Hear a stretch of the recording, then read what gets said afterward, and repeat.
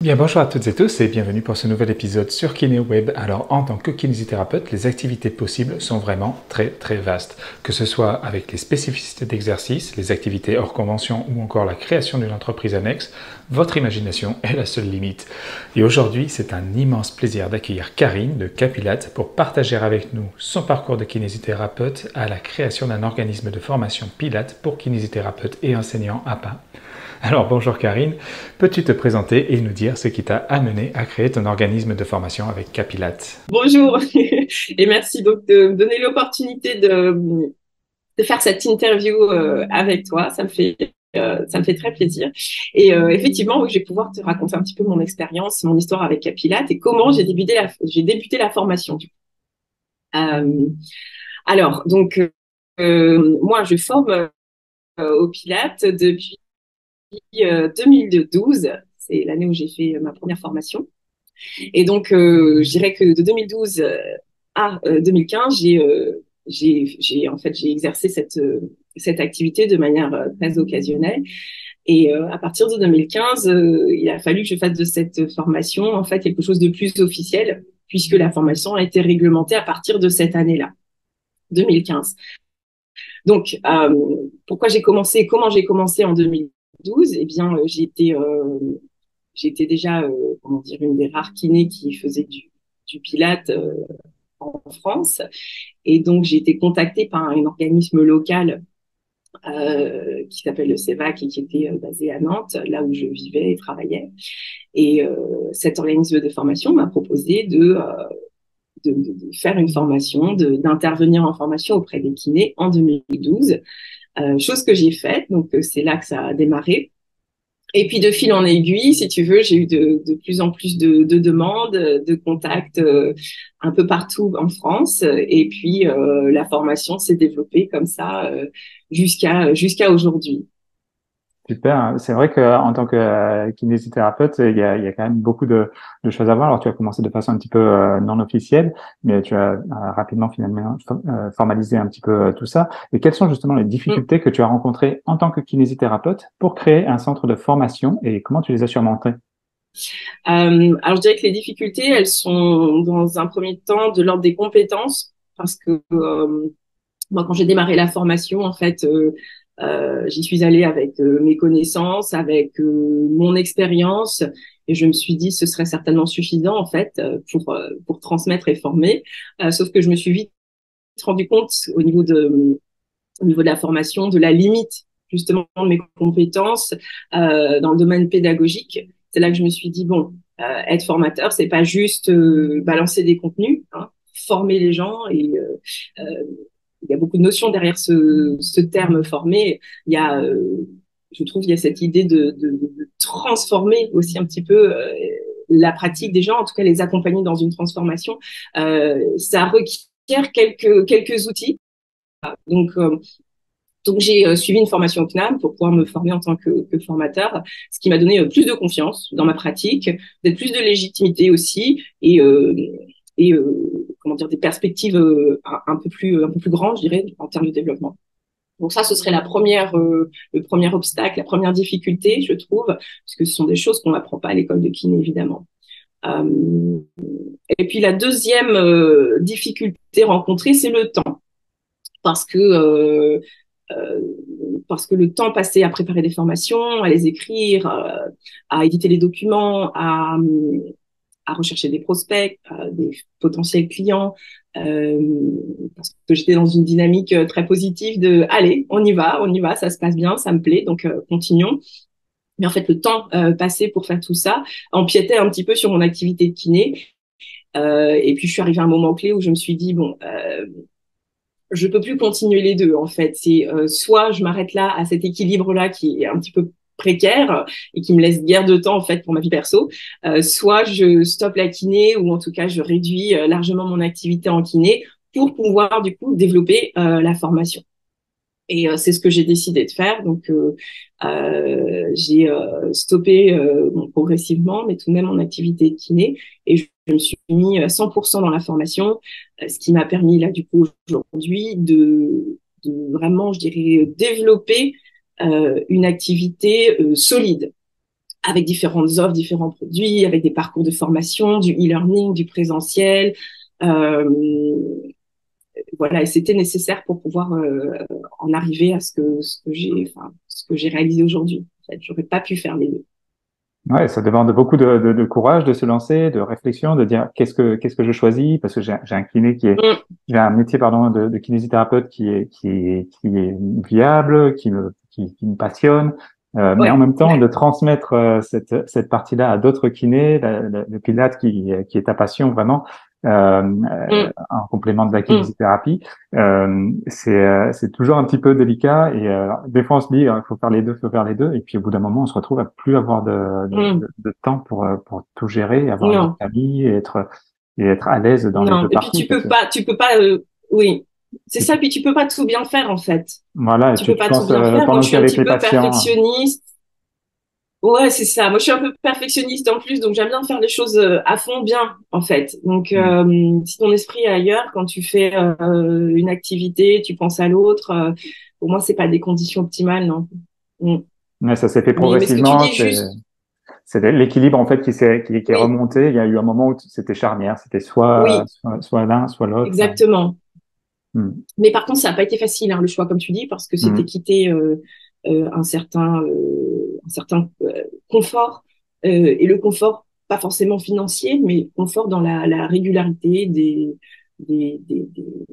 comment dire, des bénéfices, quoi, d'entrée d'argent, par comment dire, le traitement des patients, etc., par un certain confort, une certaine routine qui est en place et qui est confortable, parce que tu sais que, oui, pendant tout le mois, ton calendrier, il est plein, tu as tes patients, etc. Puis tu passes de ça à, bon, maintenant, c'est pas les patients qui viennent vers moi et moi, je n'ai pas grand-chose à faire, il faut que j'aille chercher les gens parce que il n'a pas suffi juste de me dire, OK, je fais de la formation, maintenant, venez à moi. Tu vois, ça, c'est un petit peu illusoire. On se dit, on est expert dans notre matière, on connaît bien notre sujet, les gens vont dire, ah, non, non, ça, pas du tout. Non, pas du tout. Moi, ça, je l'ai appris un peu dans la douleur aussi, hein, parce que, parce que il a fallu que j'apprenne à me vendre. Chose aussi que on n'apprend pas chez les kinés. Ouais. C'est normal. Ce n'est pas une activité Oui, eh ben commerciale. oui, et oui, et oui. Mais bon, sans se vendre, déjà savoir communiquer, effectivement. Alors, il y a beaucoup de formations sur la communication avec les patients quand on est en cabinet. Mais moi, Mm, je pense que c'est très important, avant que les patients viennent en cabinet, ben, qu'on communique avec eux pour leur proposer ce que l'on fait. Parce que toi, tu avais tes spécificités d'exercice, mais il y a vraiment beaucoup de spécificités déjà différentes. Il y en a 17 qui ont été référencées d'ailleurs cette année et qui sont officielles. Et en plus de ça, il y a l'activité hors nomenclature qui peut faire. Et alors là, on en entre sur le champ de compétences. Et là, c'est vraiment beaucoup plus large. Là, on parle d'éducation mm, thérapeutique, on parle de prévention, enfin, il y a vraiment tout ça. C'est important pour les kinés de communiquer dessus, à mon sens. Et c'est effectivement quelque chose ouais, qui n'est pas vu en école. Et, mm, c'est important de se former, même pour un kiné qui fait mm, entre guillemets de la kiné classique, on va dire, parce que ça demande quand même d'informer mm, les patients et les personnes qui recherchent des informations sur Internet de façon mm. ciblée et Et puis, spécifique. informer, et puis, je trouve valoriser aussi ce qu'on sait faire, quoi. Tout simplement. Exactement. Hein. Valoriser votre expertise. Ça, c'est, c'est le slogan d'ailleurs Oui, c'est le de mot KineoWeb. de la Ah oui. journée. Valoriser votre expérience. Mais oui, Et, mais oui, alors, est-ce que tu peux caché. justement nous présenter concrètement Capilat, à qui cela s'adresse et quels sont les objectifs? Oui, oui, absolument. Donc, Capilat, c'est un organisme de formation. Donc, nous proposons des formations présentielles et en e-learning pour essentiellement les kinés. Ça, c'est notre public, je dirais principalement, c'est le public auquel on s'adresse. Ensuite, les APA, les éducateurs sportifs, enfin spécialisés en activité physique adaptée, sont aussi bienvenus dans les formations. Sachant qu'évidemment le prérequis, c'est d'avoir, enfin les prérequis, en tout cas pour la formation initiale, c'est d'avoir des connaissances en anatomie, biomécanique, parce qu'on ne vient pas sur ces principes-là. C'est pour ça que les formations ne sont pas ouvertes à tout le monde.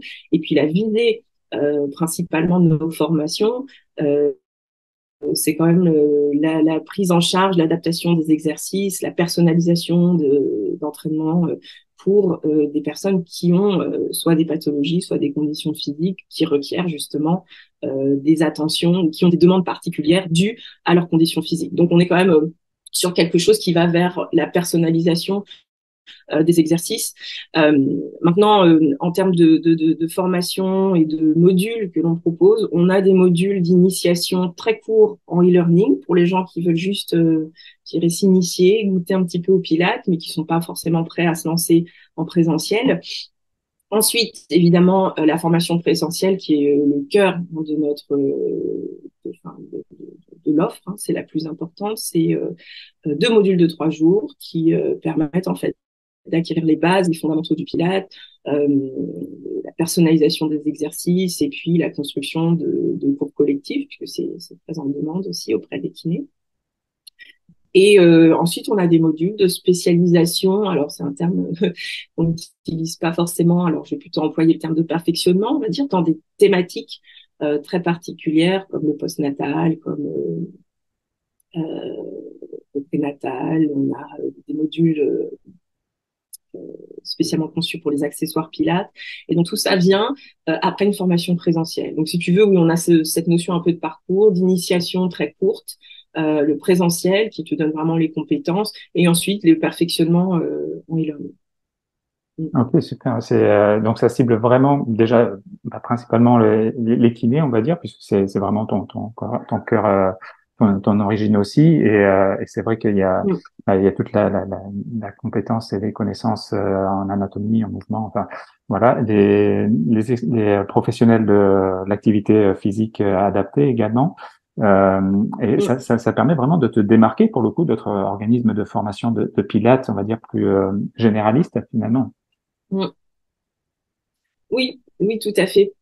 Euh, et ça, c'est une notion qui est pas forcément facile à faire comprendre aux gens, tant le Pilate est déjà explosé en termes d'offres sur le marché de la formation et puis de tout ce qu'on voit, je dirais, dans la culture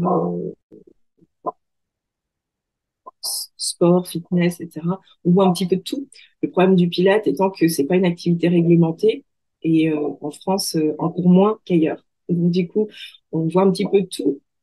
Et quand je dis de tout, on voit aussi du Pilate qui s'adresse à différents publics. Et enfin, il y a le Pilate qui, à mon sens, est plus fitness. Alors, le fitness, pour moi, c'est plus le bien-être, disons, le bien-être, le sport. Et ça vient en quelque sorte se différencier du thérapeutique. C'est ça que je veux dire. Et donc, entre l'offre fitness et l'offre un peu plus thérapeutique, je trouve que bon, la ligne est parfois difficile à trouver. Hein.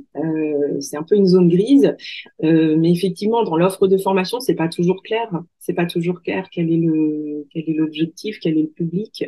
Et nous, enfin, moi, j'ai toujours voulu, en tout cas, que l'offre Capilate se place vraiment du côté des kinés. Ce qui n'est pas le cas de beaucoup de formations. Alors, je dis beaucoup, parce qu'il y en a vraiment énormément aujourd'hui. J'arrive même plus à suivre, mais il y a des offres plus généralistes qui sont bien, d'après moi, pour une utilisation plus généraliste. Et puis, tu as des offres spécifiques comme la nôtre, mais qui ont parfois du mal je dirais, à se faire connaître parce que on se noie un petit peu dans la masse. Aujourd'hui, c'est un petit peu la difficulté. Mais nous, on a toujours tenu notre cap. Capilate, c'est pour les kinés, c'est pour des cas rencontrés en kiné. Et puis même, par rapport au contenu, on est complètement... on a des contenus uniques. C'est-à-dire que moi, j'ai remodelé en fait un petit peu la technique Pilate pour la rendre adaptable, utilisable et sécuritaire en fait, hein, parce qu'il y a ça aussi. Mais du coup, il y a eu un travail de réécriture, de création. C'est-à-dire que j'ai pas juste pris les exercices Pilates et hop, je vous enseigne comment on fait un exercice Pilates. Quoi. Il y a eu un travail derrière, vraiment assez important. Et du coup, oui, c'est ça aujourd'hui que je cherche à valoriser. Hein. C'est le côté, c'est le Pilate pour les kinés. Ouais, mais c'est super, ça se voit et c'est vrai que c'est intéressant de prendre cet angle-là parce que comme tu disais, il y a tellement de formations pilates Mm. euh, qui est très très bien aussi pour le grand public. Hein. Je dis pas, il Mhm. en faut vraiment, mais le fait Pour tout le d'être monde, oui. vraiment centré sur ça, d'avoir réécrit avec une vision de kinésithérapeute, Mm. donc avec une vision de pathologie ou de situation que toi tu as pu rencontrer en cabinet aussi, donc il y a vraiment cette Mm. expérience C'est ça. personnelle Mm. derrière. Et, je trouve que c'est vraiment c'est vraiment super. Et Mm. qu'est-ce que tu recommanderais? Alors, ton expérience, moi, je la trouve assez inspirante pour les kinés qui souhaitent Mm. diversifier leur activité aussi. Et qu'est-ce que tu recommanderais, toi, à un kiné qui souhaite créer un organisme de formation? Alors, on Mm. va faire simple, pas non plus tout détaillé, mais les Oui. trois choses qui te viennent comme ça à l'esprit. Bien. Alors, ça, je vais pouvoir y répondre parce que du coup, j'ai suivi moi un parcours dans lequel j'ai pas été aiguillée. Donc, j'ai fait on va dire toutes les erreurs. Et j'ai appris de mes erreurs. Donc, je peux donner quelques conseils là-dessus, basés sur mon expérience. Euh, alors, déjà pour un kiné qui aurait envie, qui sentirait l'appel à la formation, je pense qu'il ne faut pas se poser mille questions. Quand il y a l'appel et il y a l'envie, il faut y répondre. Sinon, de toute façon, ça va te titiller jusqu'à ce que voilà, ça va pas te lâcher.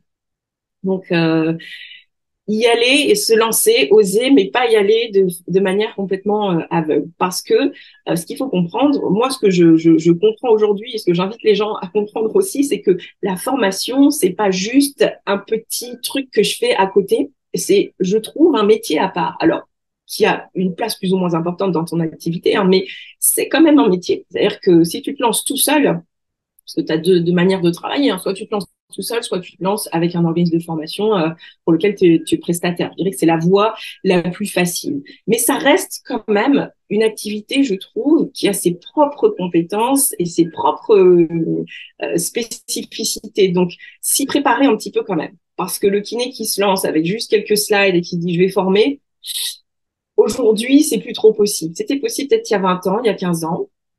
C'est un peu les formations qu'on avait, enfin qui existaient avant, mais aujourd'hui, je trouve que le milieu de la formation est beaucoup plus compétitif.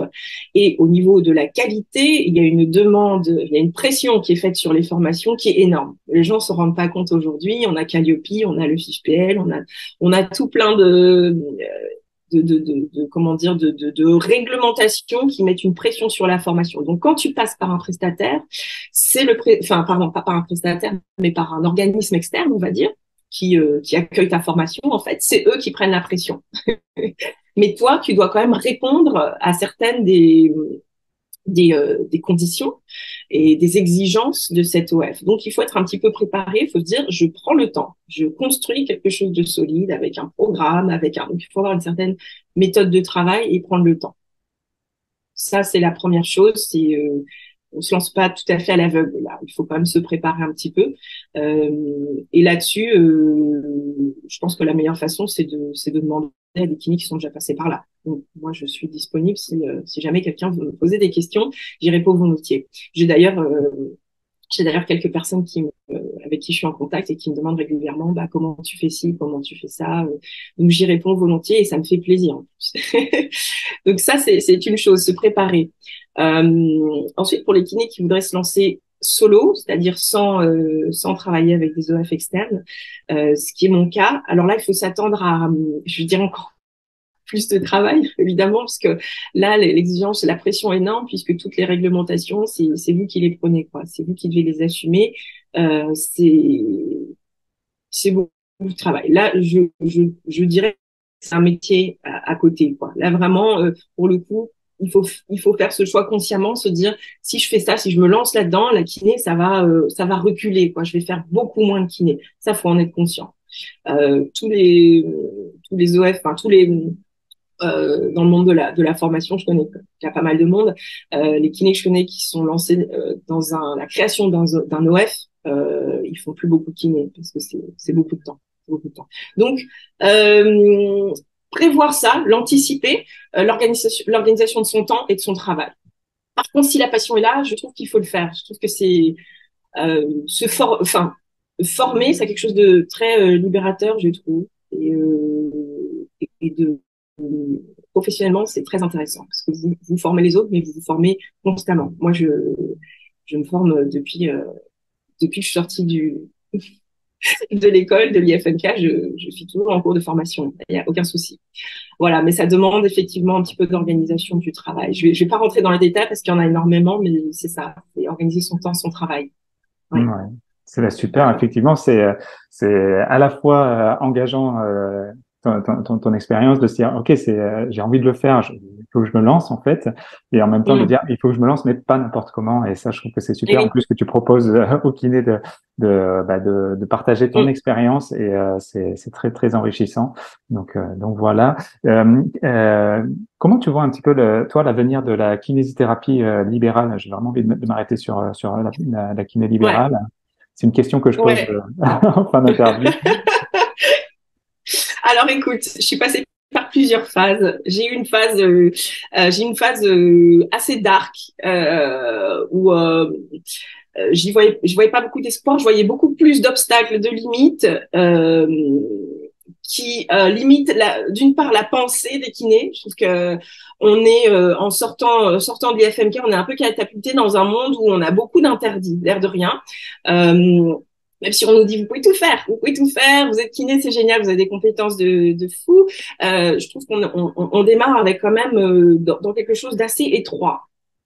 Et même si consciemment on sait qu'on pourrait faire plus, on n'a pas, je trouve, les outils, on n'a pas les guides, on n'a pas l'accompagnement pour finalement sortir de notre schéma habituel. Et donc, par contre, je trouve que ces dernières années, on voit de plus en plus de kinés et notamment, je trouve que les réseaux sociaux, pour ça, c'est une belle vitrine. On voit beaucoup de kinés libéraux qui font d'autres choses et qui en parlent. Et du coup, qui encouragent les autres indirectement à le faire. Donc moi, je me suis lancée il y a peu de temps sur Instagram et c'est aussi quelque chose que je souhaiterais. Je souhaiterais que mon expérience soit inspirante. Bon, après les gens viennent ou pas, hein, mais avec je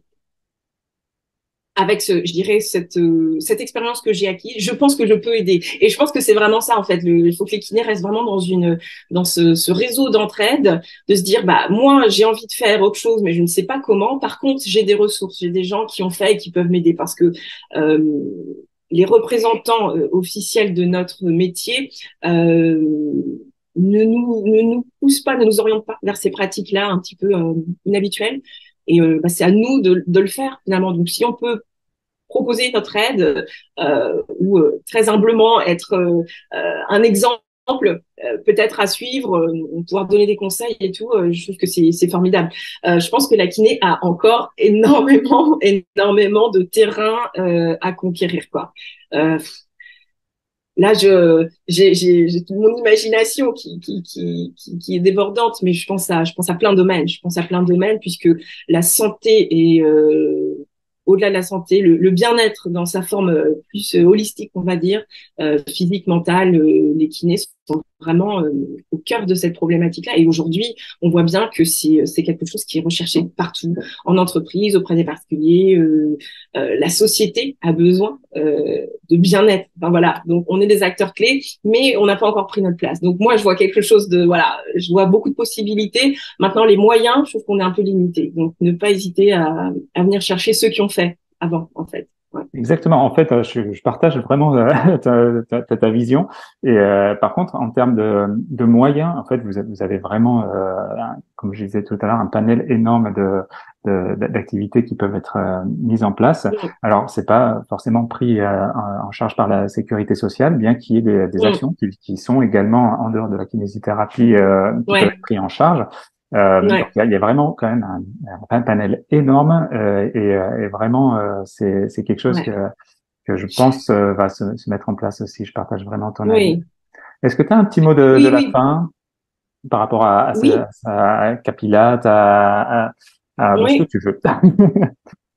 Bah, écoute, d'abord rebondir juste sur la dernière phrase que tu as dite là, et puis je te donnerai mon mot de la fin.